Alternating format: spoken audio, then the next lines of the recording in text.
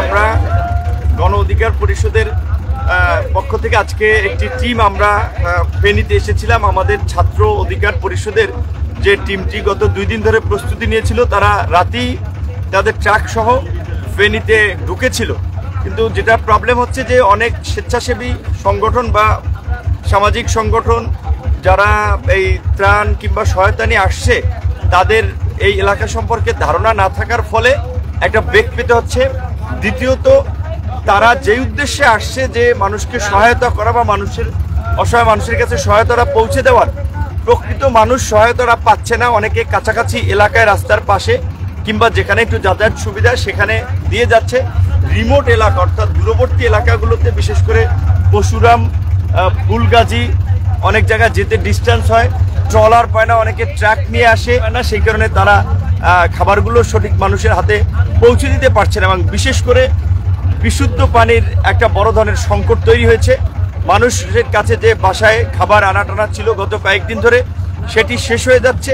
এবং একটা বিষয় লক্ষ্য করছেন যে এখানে শত শত সংগঠন, ব্যক্তি পর্যায় থেকে অনেক মানুষ তারা এই খাদ্য সামগ্রী নিয়ে আসতেছে, কিন্তু এখানে একটা কোঅর্ডিনেশন দরকার।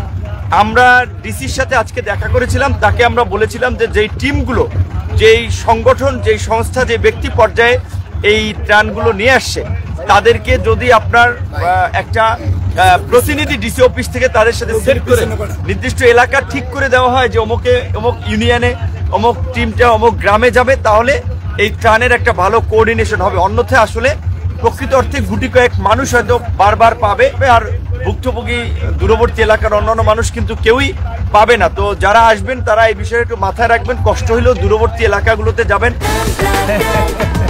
সময়টা দৌড়াবে, প্রাণডাল মুঠোই মুঠোই সময় পার।